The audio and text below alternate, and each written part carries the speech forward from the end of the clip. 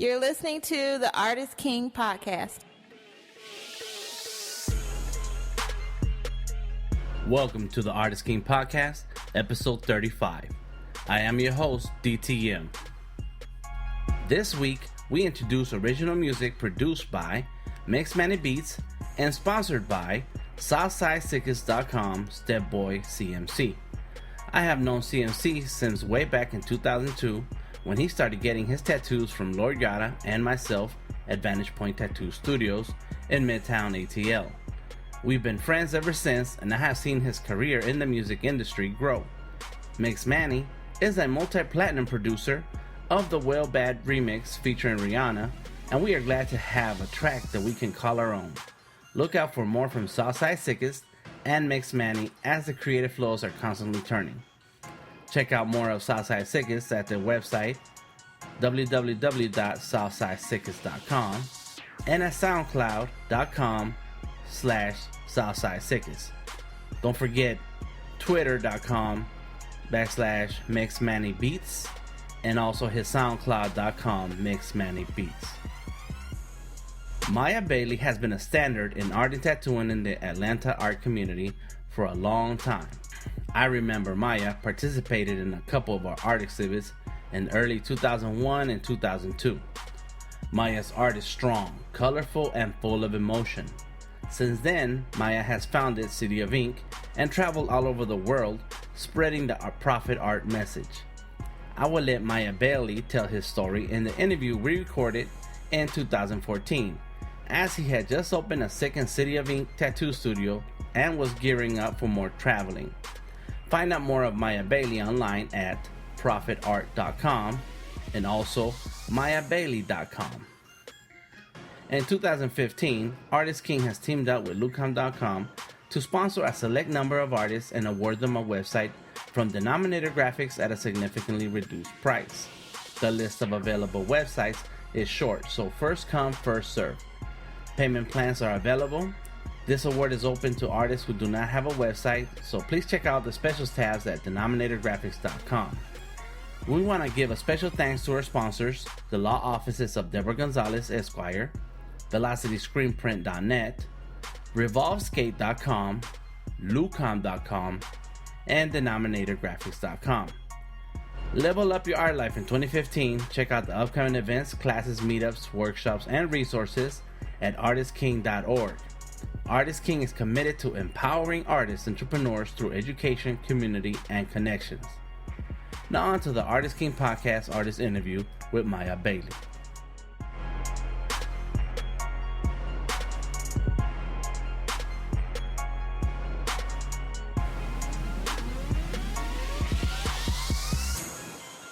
This is Dan the Man sitting here with Miya Bailey at City of Ink. How you doing, Miya? I'm good, man. Feeling good today. Really? Perfect. So thank you very much for giving us a moment to sit with you at your space, at your studio. Yeah. The moments when the place where you get to have your moments to create. Exactly. Yes, sir. So please tell our listeners where you're from and what you do.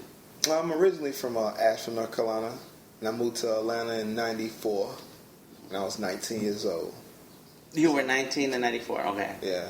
Young, but young. You're still young. Yeah, I'm 39. Okay. So, yeah. I've been here, I'm from both Atlanta and Asheville. I consider that, What were you coming out to Atlanta for when you were 19?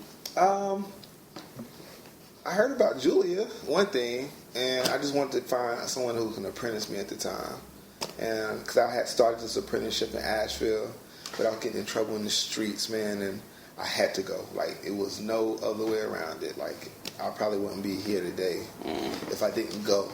So I left, and I went to Art Institute of Atlanta. I know I was going to stay there because I was just trying to get a place to stay. Like, if I get a place to stay there, I got housing. I can still learn some stuff, hook up with some artists. And I learned most of my stuff from the artists I was around, like Tukey. I met Tukey, and I met my partners, Tukey and Samba there.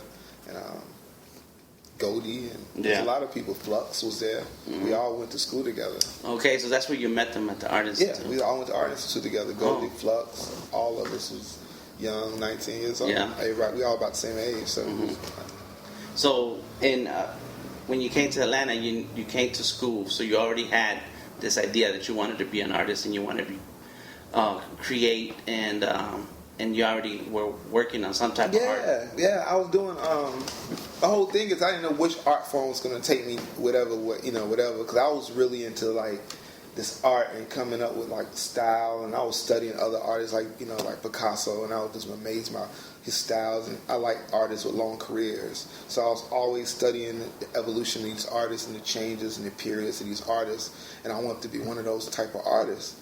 And I was like, I already knew it. Probably people won't understand it now, but they probably understand it later type of artist, Mm-hmm. And so I was just like fascinated with that. And when I came to Atlanta, I was around with like artists like Goldie and Flux, and we had our black books out, and we would do these sketches, and we would really just battle each other.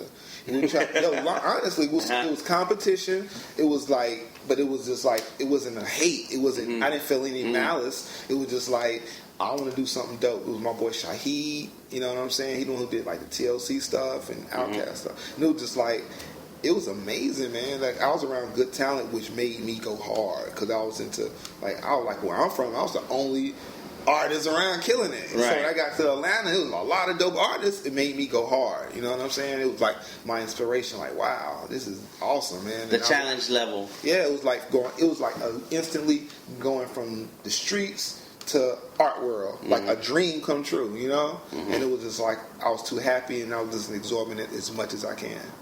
So tell us about Asheville. So you grew up, and you went to school, high school, and all that stuff. Yeah. What were your art inclinations like then? It was awesome, man. Like, my mother started me in art early. She knew that she discovered when I was like 2 years old. Because I would kind of, like, she had this thing where you had like a party or something, I could sit there and draw people. Mm-hmm. People give me a quarter. And it was never a separation of not getting paid doing it. Mm-hmm. You understand? Even when I got a little older and everybody started breakdancing, I couldn't breakdance worth shit. So I would draw the breakdances and sell it to people. Uh-huh. You know what I'm saying? Right. And then when everybody started getting their genius done, I was always doing art to do that. I did murals. I had a sign. I was 12 years old. I had a business license. I was doing signs, like really calligraphy sign painting at the time. That's when nobody was really doing vinyl. Everybody was doing handmade sign paintings. What? Yeah. Wow. Yeah, I was doing that. That was my hustle, man. Like, I did a boxing arena. I did grocery stores. I was going to beauty salons. I would do the murals. I would do the windows. I would do the whole set for you. And I was young. So was there a teacher? You say you mentioned your mom. My mother did. Teachers? My first art teacher was Miss Mapp. And Miss Mapp was an awesome, amazing teacher, man. She was like really good, positive energy. And she was really the one who got me to doing competition stuff. Like, I was drawing, but I was always drawing for like make some money. So to get a quarter. Yeah. Like me, I was into collecting toys and stuff, and my mom couldn't do all that stuff for me. You know what I'm saying? I didn't want to go like, yo, mom, I want to do GI. I wasn't no type of kid. I would get my own money to get my own stuff. Right. I always was that, and I was a big collector of comic books and toys, and I needed some way to make that money. And I used my drawing to get what I wanted to do with my toy collection. Right. That's what it was just my grind. So you started that going, and then Miss Mapp, I hooked up Miss Mapp in kindergarten, and she was my kindergarten teacher. And she, hold on. I'm not laughing, but but it's funny how you said it. Like, I hooked up with my kindergarten teacher. Like, you knew it was a power move. You knew you were coming up. Man, because she pushed me, and she got me into these competitions, man. And that's what got me into more like Scholastic Art Awards and the big competitions in the States. And I got one of my paintings. I think I was in maybe the second or third grade. I got a painting in the governor's mansion in North Carolina. Wow. You know what I'm saying? So it was just like she had me doing these things and got me where I need to be. She knew at an early age, like, this was how he was going to make a living. And she was the first art teacher to do that. And then the art teachers all in my hometown were supportive. She knew the other art teacher was Miss Matt. When I got to middle school, Miss Showers. Then I had Miss Whiteside. I remember all my art teachers, Miss Gilly.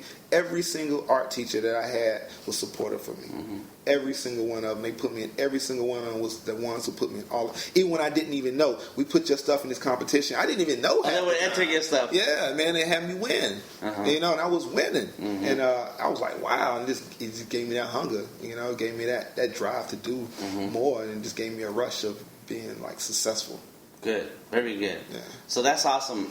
Do you think you say Asheville? Asheville. Yeah. Because I've been out there. I was in the Marine Corps in Beautiful. on Jacksonville.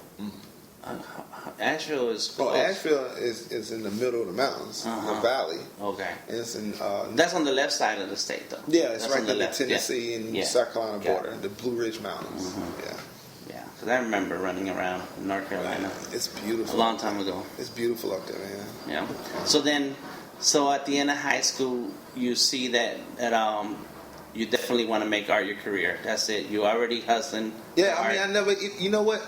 It wasn't even. You know how people always say that's how you made this. I never thought of anything else. You never thought about being a cop or no. a fireman? My choice was this. It was like I don't do all art, but I wanted to be like a makeup special effect artist.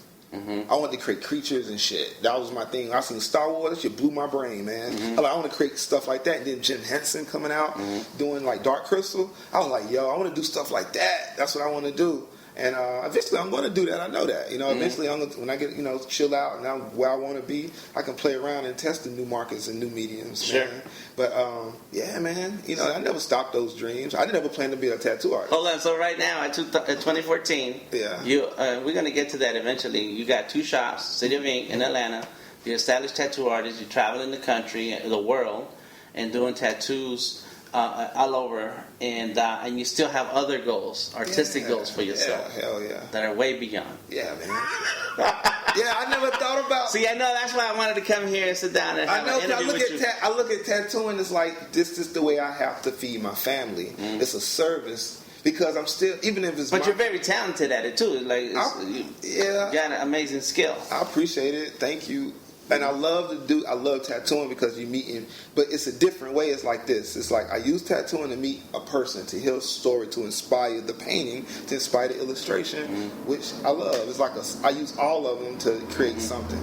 So I don't look at tattooing as like, I look at it like all a big ball or circle. I need the tattoo so I can, because I'm meeting these new people from a different walk of life that I never experienced. I remember you met me. I was a little rough around the edges and shit. I'm a different man today. I'm more worldly. I done seen more things, and I needed that, and it's because a majority of my clientele. And tattooing was not it helped me to be worldly so I can create more out of my realm of comfort zone of art and think of more stuff outside of the box, and I needed that, man. Yeah, there is a different element when it comes to tattoos because, as it relates to art, because that's like a constant communication with the client.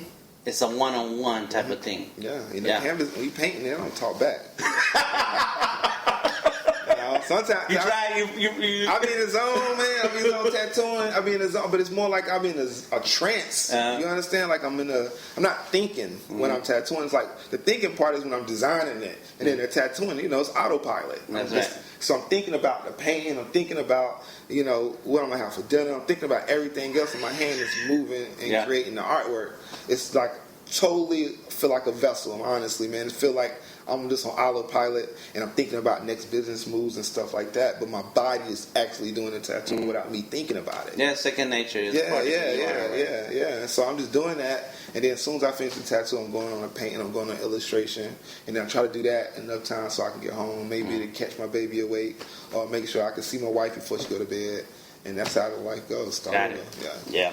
All right, so let's go back and take it back to Asheville, or was it in Atlanta who was it that said to you, you know what, you should be doing tattoos, or this would be a good tattoo? Because I know that happened to me. Yeah, what happened was, man, I was this was the era around when everybody was doing the blue jeans, New Jack City and all that stuff was coming out, and I had this New Jack City jean suit, and it was blowing up, and everybody liked it, so I had that shit on lockdown. But I was starting not to like it. It was like, man, this is getting boring. You know what I'm saying? And then my homeboy came back from Job Corps. We both got in trouble for something in high school, and they sent him to Job Corps. When he came back, he had a tattoo that said 100%.